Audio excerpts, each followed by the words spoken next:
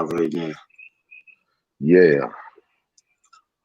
Okay, all right, all right. Who we got in the building? Buzzo, Midwest. Buzzo, what's going on? Dennis Wilson, what's going on? Gonna let a couple people get in this joint. For sure. Let a couple people get in here. Let me check it real quick.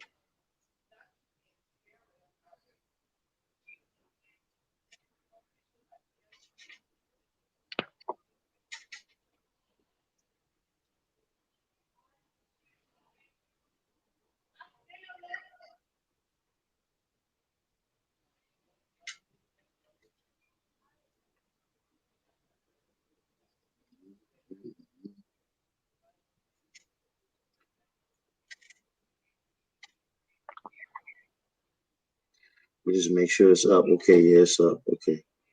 Mm-hmm. Make sure it's up. Let me check the quality. Okay. All right.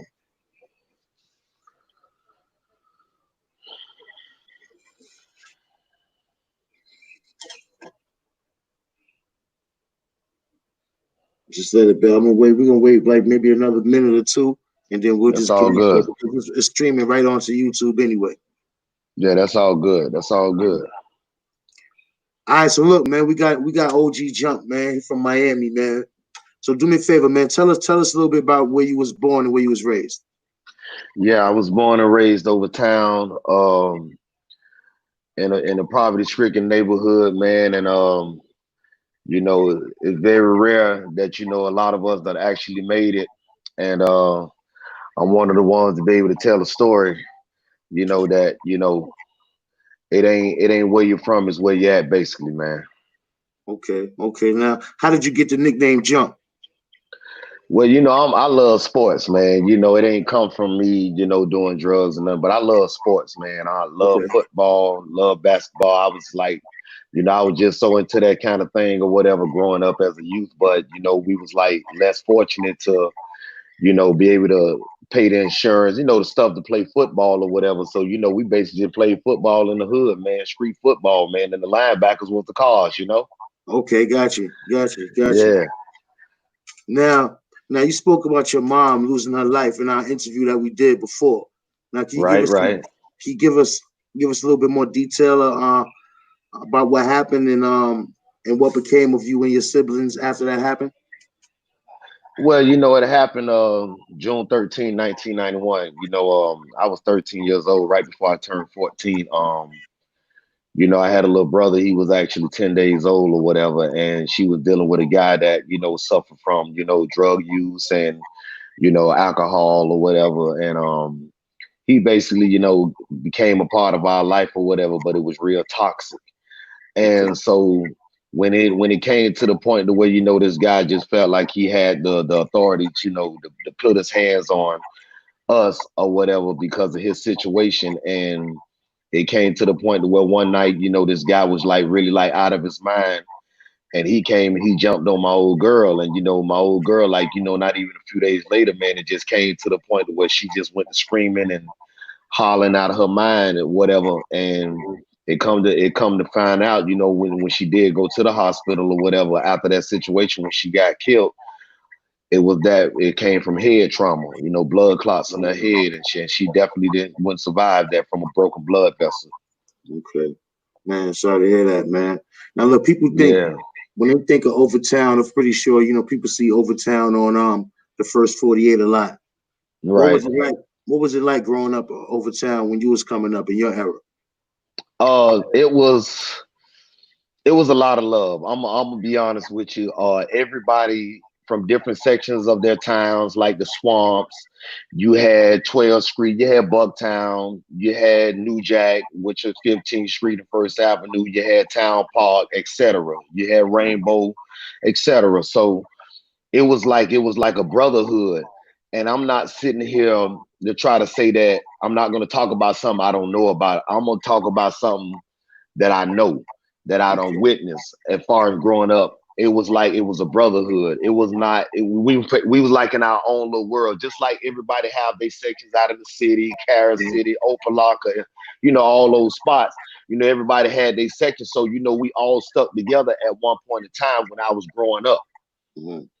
And now, you know, as I'm not going to blame it on the younger community. I mean, the younger generation. I'm not going to sit there and try to sham the young generation, because the young generation, they ain't do that. You Right. understand? So, you know, one thing about it, it falls on us, because we was young at one point, and you know, you couldn't tell us nothing. But growing up in that, it was like a brotherhood. It was like a brotherhood over town. You know, like before everybody from different places started migrating, coming over there, and you know, it's like I couldn't understand the fact that everybody just want to kill each other. You know, Okay. so it was different. It was totally different than what it is now. Now you said used to play ball and all that back in the days. Now when you how far did you go with that before you started, fucking around in the street life? How far you went with basketball? Man, you know, I started learning how to play basketball actually when I was like incarcerated, because it was nothing else to do. And Okay. I had done developed a talent, you know, playing basketball. And then I went to, you know, when I got out of prison, they was like, man, you need to, before I even got out of prison, they like, man, you need to do something with this talent, man. You got, man, you can play football, basketball, you could do it all. But Right. I'm like, you know, I was well along in my years, but had I would have just gave myself a back seat to recollect and say, okay, I'm going to do this now. But I got out at 24 years old, and I was like, man, the streets is mine, man. Fuck that. I'm finna take the streets, man. Fuck this, you know. And it's like I was at the point of no return, because it dates back all the way from when I was 13 years old. And I had the chip on my shoulder to where I felt like the world was against me because of me losing my mom. And I was like really like in a bad place at that time. So it was like it was a lot of pain built up inside of me. And I Right. didn't have no understanding for nobody except family, basically. Okay. Now after your mom passed away, like who held you and your brothers and sisters down? Well, it's kind of like, you know, it was six of us. So, you know, some family members got, you know, my grandma, excuse me, my grandma, you know, she got my brothers, my sister, my brother, and my other little brother. And my other sister and brother, their dad, they end up getting them, and then I end up going to live with a cousin who I look at like a big sister named Angie. Okay. And she took me in, and it was like, you know, she gave me so much love to where it's like she taught me to where it's like if I'm gonna do anything, make sure I go about doing it right. But it's like it took me a while to understand what she was saying. Right. Right. And I got to give her props as being one of the greatest providers in the world ever. You know, that a person could ever want. You know what I'm saying? That's right. And she had kids herself, and she took me in, and she was like, you know, just go to school, do right, and everything gonna fall into place. But it's like I couldn't grasp everything what she was telling me because the streets kept calling me. Okay. Okay. And once, yeah, go ahead. Now, who are some of the guys from out of Overtown? Who are some of the guys that you might have looked up to as a shorty that you were seeing, as far as the guys, some of the memorable guys or legendary guys coming out of Overtown or Liberty City at that time? Oh man, it's it goes back. Okay, you know, I stayed on 61st and 13th way back in the day before the girls' dormitory and all this. It was a guy, man. This dude named was George Tate. And I met this guy later on in the years of my life again as I got older. But that was one of the premier guys that I actually knew.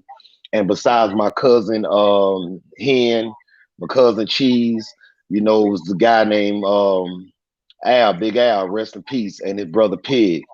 You know, I Okay. really like looked up to those guys, and Big Al, God bless his soul, you know, he gave me my stripes to where it's like by this dude being so well respected, and he had a hell of a reputation in the streets.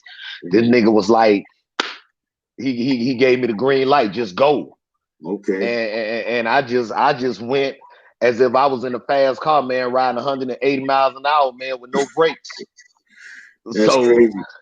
right, but that guy really like he gave me a mindset to where if I'm gonna do something, make sure I do it right.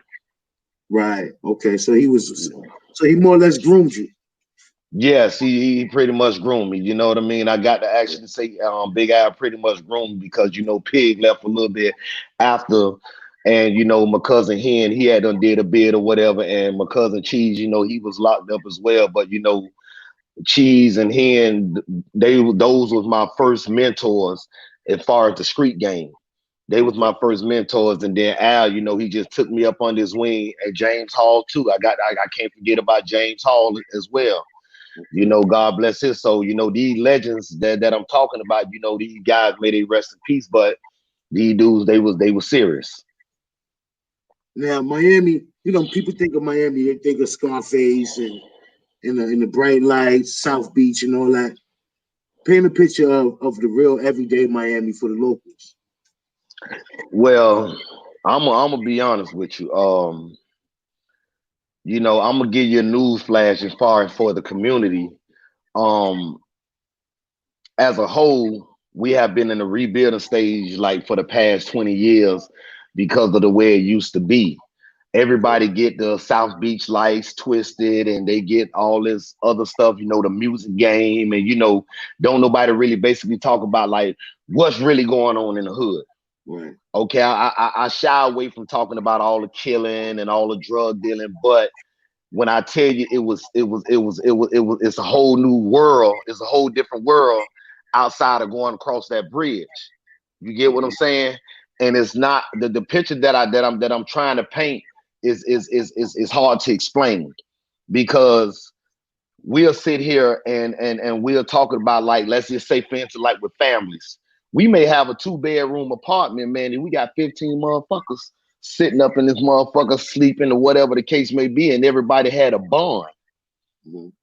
And a lot of people wouldn't even realize that you're going through this actual struggle, because everybody was happy and there ain't nobody had no complaints because everybody was together. Okay. You get what I'm saying? So, you know, everybody will spend all their money, and, you know, people always talk about, oh, we couldn't go on South Beach at one point in time. Listen, we're not even talking about that. We talking about the unification that's going on in the slums, man, in the ghetto. You get what I'm saying? And then, you know, when the killing started coming about, Big Tim, it was like, it was senseless. A lot of it was senseless.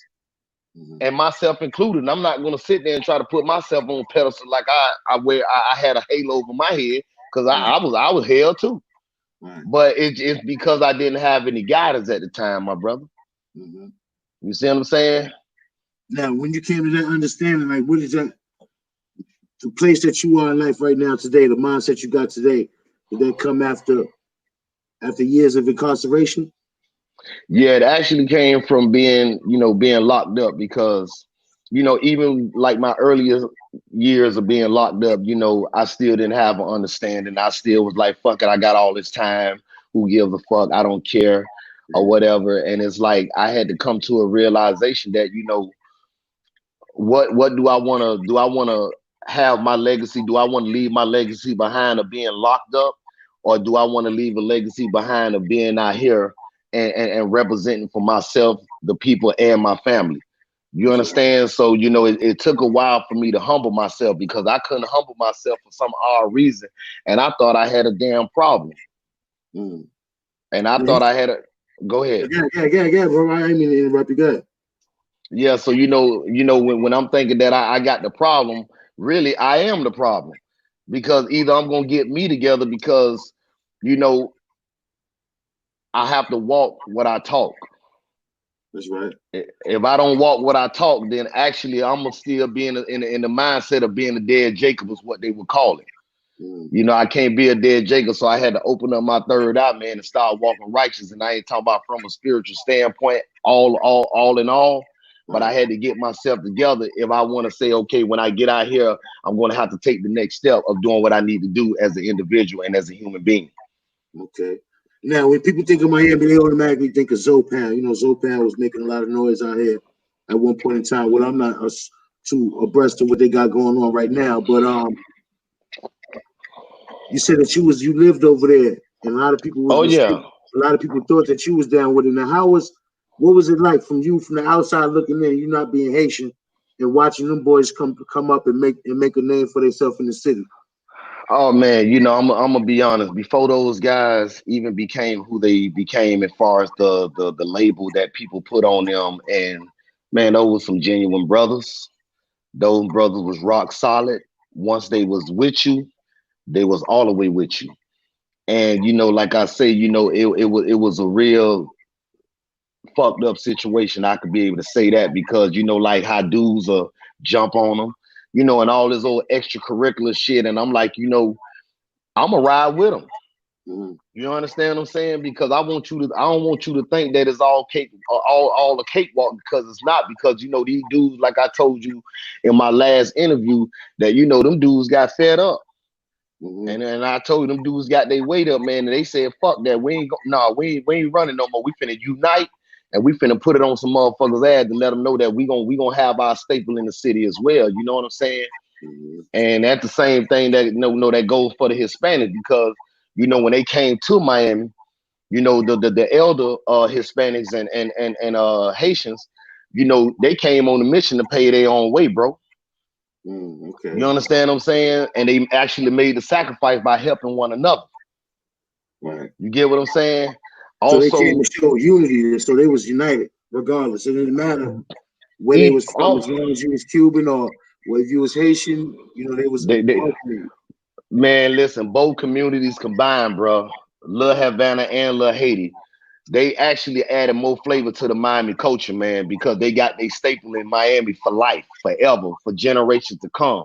Mm-hmm. You know, and it wasn't the fact that, you know, because like I said, you got some, you know, what the Hispanic community and the Haitian community actually started doing is something that the Black community overall was doing once upon a time, until egos got in the way. Okay. You know, because they don't see no egos. The Haitians and the Cubans, they don't see no egos. The Boricuans, they don't see no egos. Mm-hmm. We got to get what we can get, and we're gonna make the sacrifice. I'm not gonna even really like elaborate on it, but I can go in any store and you're gonna see a section where they got some Cuban food, they got some stuff all wrapped up, packed up, and they're gonna make their money, man. Mm-hmm. As far as they put their foot in the dough, man, and they ain't letting up. You get what I'm They saying? definitely support their own, man. They definitely support their own, man, for That's sure. right. That's right. You know what I Man. mean? And so, and like coming up in my neighborhood, you know, what we call the mom and pop stores. Before right. the Arab stores came around, you know, before all these different stores went to coming around in our neighborhood or whatever, we had regular neighborhood stores. And now it's like, you know, the mom and pop stores, you know, you go in there, they got stuff that's all dusted up, and ain't nobody supporting them. Ain't nobody supporting them. You understand what I'm saying? And so now that's what makes everybody just sell out and move on with their lives or whatever, rather than deal with the quote unquote headache.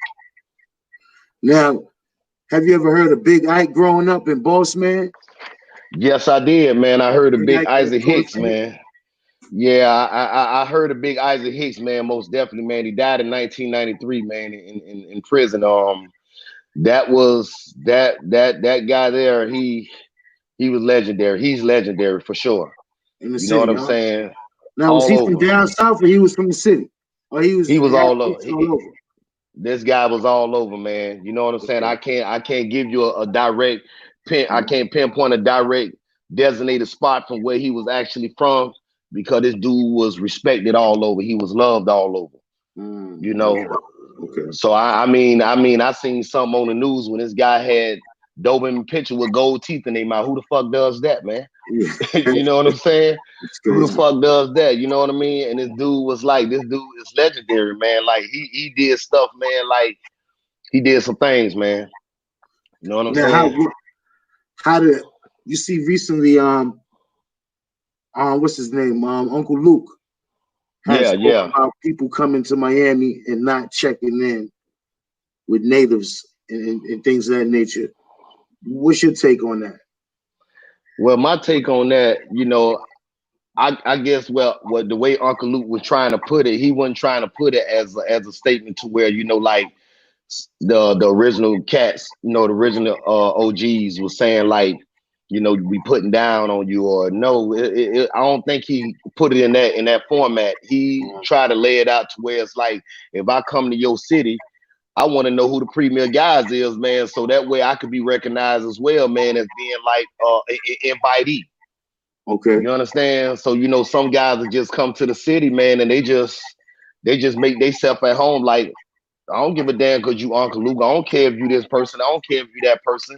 As I guess he probably feel in his mind like it's a form of disrespect, you know, because he came from up under the old guidelines as an old school player in the game.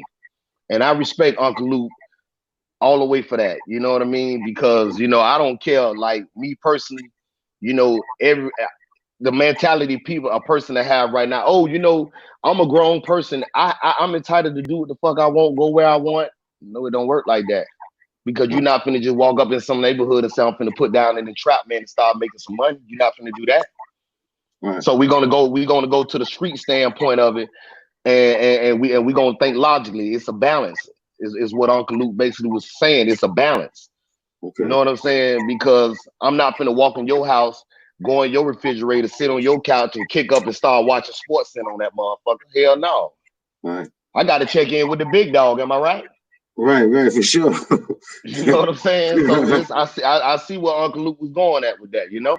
Okay, but then you got a lot of guys that were saying that, you know, guys like Luke, you know, he do the football thing and all that, but as far as the music is concerned, why is it that most of the people from Miami were signed or put on from guys from different regions and not right here home, you know, being homegrown artists? Okay, well, I'm gonna go off, like I say, I'm gonna go off with me, you know, because I'm 42 years old. I'm gonna go off with me for what I seen. That Luke Skywalker, Luther Campbell, that man had people from all over the world that he had assigned to his label. Okay, you understand? I'm so serious with that man that I got a tattoo with the Luke Skywalker record label on my body. Right. Because of the respect that I have for that man. Right. You understand what I'm saying? This man had H-Town. He had Sha-D. He had Poison Clan. He had Trick at one point. And Quinette. Okay. MC Sha-D. I mean, the list goes on. Right. You know what I'm saying? And so, you know, everybody will sit there and say, oh, it was bad management. Oh, Luke he gonna fuck you with no grease. But what you think everybody else in the industry was doing to where whoever you signed to, if you don't know the business. Right. You understand? This man bought Biggie Smalls down here. This man bought Tupac Shakur down here. Everybody forgetting about this. Right. Everybody forgetting what Luke has done. Luke has actually bought music in Miami. He made Miami whole when it came to the music scene, man. It wasn't nobody really popping on no music besides Betty Wright. Well, one thing I could tell you is Uncle Luke went to war with the United States of America and got it able for people to have freedom of speech on their albums. That's right. And before NWA, man. And if Uncle Luke didn't do that, you know, you might not have some of the music that we have right now today, because they definitely, maybe somebody would have took up that fight later on, but he was definitely the first one, United States of America versus, you know, Uncle Luther Campbell. Yeah, so that's right. And you know that, man, I give that guy all the praise in the world because, like I say, man, our music, man. I mean, this dude went and got a dude way from New Orleans, man. New Orleans wasn't even heard about on the music, man. This rapper named Bust Down, and he bought him to join the Poison Clan. You understand what I'm saying? That dude went New Orleans wasn't making no music. They was making bounce music before then. You know what I'm saying? And this dude bought somebody from New Orleans, man. You can't name somebody in 1991, 1992 on the music tip. But besides this dude Bust Down from New Orleans, man. You know what I'm saying? Now, what happened to you 42 years old, so I'm pretty sure you from the Pat Jam era. Yeah. Bay Station era. Boom Bay era. Tell us about that, man. Tell the people about that, because this ain't South Beach shit. This is real Miami shit I'm talking about right now. I call it Miami Raw. That's all I call it, Miami Raw. That's right. You know what I'm saying? So we're going to forget about South Beach. We're going to forget about the bright lights, the big clubs and all that. And like I say, you know, I had an auntie. She stayed in Coconut Grove all her life before she passed, man. And she was the queen of the Goon Bay. Right. You know, and that was a cultural event. It was cultural, you know, from people from different tribes and eras. You know, it was cultural. You know, the base station actually had their own radio station, Base 919. Okay. You understand what I'm saying? And the Pac Jam, you know, they had two different eras. You had one that was right there on 54th and 12th Avenue, and you had one out here on 83rd Street. Okay. You know, with two Now the different original eras. was on 54th though. 54th and 12th Avenue, man. And that's the first time when I went, I'll never forget, in 1989, I went to go see Rob Bass in concert. Sang that song. Uncle Luke was doing a lot of promoting in the music game, man. And I give that man all the praise in the world, man. Okay. So that right. Pac Jam, it was nasty. It was good. You know what I'm saying? Of course, you know you gonna always have a little scuffles here and there, but it was good. That was the Pac Jam. That's right. Now look, they closed down. You see, they closed the Flea over there on 79th. The one, the USA. USA, the USA yeah, flea market. They tore it down, man. Tell me how monumental that spot was for Miami. For the USA flea market was even built, man. You know, it was called, you know, North Side. You know, we all call all that North Side. And you know, we had our own movie theater because, like I say, you know, back in the day, it was kind of, you know, iffy for us to be in certain areas or whatever without being harassed. Okay. A flea market was very monumental, and it took away a lot of jobs. That's one. You know, because a lot of them booths and stuff that was going on in there, that was a lot of them people's livelihood. Right. You know, and then you just had the audacity to say you're going to kick these people out and build up condos. Now, how would you even, you know, it's hard to even explain for you to take a person out of their comfort zone, out of their element, to say that this is what you're going to do just so you can make a profit. That's right. That's right. It's fucked up, man. I mean, that shit was. I mean, it was there when I moved here. I think they tore it down last year, so I got to experience it. You know what I mean? A couple times. I went over there and shit. So, but how big is the car club culture now? You see the Dunks. You know the Dunks. Man, that shit is synonymous for Miami. How much of a staple is the car club culture? The boys with the Dunks and all that shit. For Miami. Man, that's what made Miami, man. The Donks, man. You know what I'm saying? The old school Chevys, man. I mean, Trick said it best, man. You know, I mean, that's all we know. Like having you get old school cars, man. You trick them and you fix them up, man, and you show your ass with it. Right. You know, so you know that's definitely monumental, man, and it still goes on to the day. It's not as big as it used to be because you know the generation, but to us, right. You know that's still a sign with the S on your chest, the recognition, man, that my ride fly than yours, and you know you had some fly ass rides out here, man, and it's still going like that, you know. That's right, MLK Day Parade, man. It was serious over there. What's that spot over there on 79th, kind of right close to the. I can't think of what they call it, man, but that's where all the dunk guys get their cars done up and all that over there on 79th Street. And the 79 and what? Because I can't recall. 79 and 25th, I can't recall that because you know I've been gone, man, and okay. You know, but I know because when you went to talking about 70-something Street, I'm thinking you finna talk about Jumbo's, the restaurant. That's a legendary restaurant. See, I know about stuff like that, and you know. Jumbo's is a legendary restaurant. So I thought you would have been going over there, but dealing with the cars, you know, it's monumental, man, and it's still historic, man, in the books, man, of having the flyest rides in Miami, man. Now, tell the people about, remember that night, the night that we shot your first interview. We was in Lincoln Field, now which happened to be a few blocks from the Pork and Beans. Now the young man had lost his life the night before that we was out there. You know what I mean? Just tell the people about Lincoln Field and what type of neighborhood that is, and some of the, you know. Man, you know when I came around Lincoln Field, man, in a different era. I knew I used to go over there like years ago or whatever because I had a few cats that I knew or whatever. But you know this time, you know after doing 15 years in prison or whatever, you know I resided over there for a little while or whatever, and it wasn't bad. But it was like, you know, they still had to have their respect. You know what I'm saying? But you know, when we were talking about like dealing with the sense of shootings or whatever, you know, we can't. It's hard to explain. You understand what I'm saying? But being over there was like, you know, you had to be on your P's and Q's because I ain't gonna lie, I went out a hot week, man, and I had to get mine.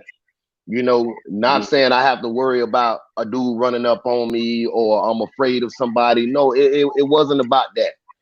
But I know the environment that I'm in, and sometimes it goes about how you carry yourself as well. Okay. But when that shit went down with that kid, man, that was very, very heart wrenching, man, because you know, kids lose their life on a daily basis, man, and I'm not gonna sit there and keep blaming the younger generation because the younger generation ain't do that, man. Right. You know what I'm saying? And you know, sometimes instead of always, you know, trying to tell the younger generation to be good in school, make something of yourself, stay off drugs, ask them how they day going. You know what I'm saying? What's your vision to be a successful individual in life? Right. All right. You know, in other words, try to hear them out rather than try to judge them because of their appearance or by the way they talk. Me, I think leadership, instill experience of love, communication, and guidance. That's all they need, man. Because how many kids that you can actually say that's actually in the slums can say, okay, I can open this door and I got a mama and a daddy right there. It's 80%, bro. 80% without a mom and a daddy. You see over there, you see they tearing down a lot of the pork and beans, and they building up they're putting up some new apartments and all that stuff over there. They look nice. It look nice. You know what I'm saying? Right, right. You think that's a good thing because now these kids have something, especially coming up out the beans, they got something to feel proud of. Now they can have a sense of pride in their community, and maybe that'll trickle down to a reduction in some of the violence and some of the stuff that's going on. Or are they just putting paint, or they just patching up? Or, you know, do you feel like it could make a turnaround? Because there's no, you know, the first 48 and shit like that make it look bad. It made it look more bad than it is. Because you got people over there that work every day. You got people over there that ain't involved with street shit. That just, you know, that's what they can afford. So that's where they live, and they live a regular life. You know what I mean? But they, from the outside looking in, oh, the pork and beans this, oh, it's so bad, this is that. Yo, look, you got good people and you got bad people that live everywhere. But as far as with them tearing down some of the old buildings and putting up the new beans, you think that's a good look for Liberty City? It could be a good look for them, but you know, looks can be deceiving. So by that being done in the community to try to clean the neighborhood up, you know, it may or it may not change what goes on within that community, but only time will tell, you know, to see if these people are really like serious about, you know, watching these, helping these kids, you know, grow up into a better life, a better lifestyle. Because it's like, I'm not gonna, I don't drive a race car. I watch NASCAR racing, but I don't drive a race car. Okay. So I'm gonna place you and myself, you white and I'm black. So I'm gonna place you over here into this high scale, upscale neighborhood. If you were so happen to even just have a run-in with me, they're gonna find me. You understand? They're gonna put all their effort and time and say, I'm gonna find some DNA sweat or something. We're gonna find this guy who just got into this run-in with this young man. Right. But if something happened in the neighborhood, they're just gonna put that sheet over, write it off as drug related, gang related. They ain't gonna want to get into detail as far as like we're gonna try our best to say, okay, we're gonna help find the people who did this. Right. You understand? Not saying that the Miami Police Department won't do their job, but they'll do their job if the evidence is in their hands. Okay. But they won't go the extra mile as if they will go the extra mile for other people. And so how you think that feel? You think that's disheartening, or do you think it's encouraging? But I mean, I'm just putting this question out there. You know, you got coming out of Overtown. You know, as soon as you come out of Overtown, you go 2 minutes, man. You right downtown, Brickell, $1 million shit. That's right. $1 million shit going on right away. And how is it that shit is so close, but people seem so far away from, you know, you understand what I'm saying? So far away. I get exactly what you're saying. You got people in Overtown that lived in Overtown their whole life, and they never went to a restaurant in Brickell, not one time. That's true. And you walking distance for real. And you know, I'm living witness to that myself because you know I worked in Brickell, you know, did a few jobs in Brickell, and you know, rather even with me doing those jobs, I'm not gonna sit there and just try to play it, like I'm hallucinating or something because you know, like I said, I've been in the streets and I could tell from body language. What is he doing here? You understand what I'm saying? What are you guys here for? And you know, you're gonna get the 21 question rule.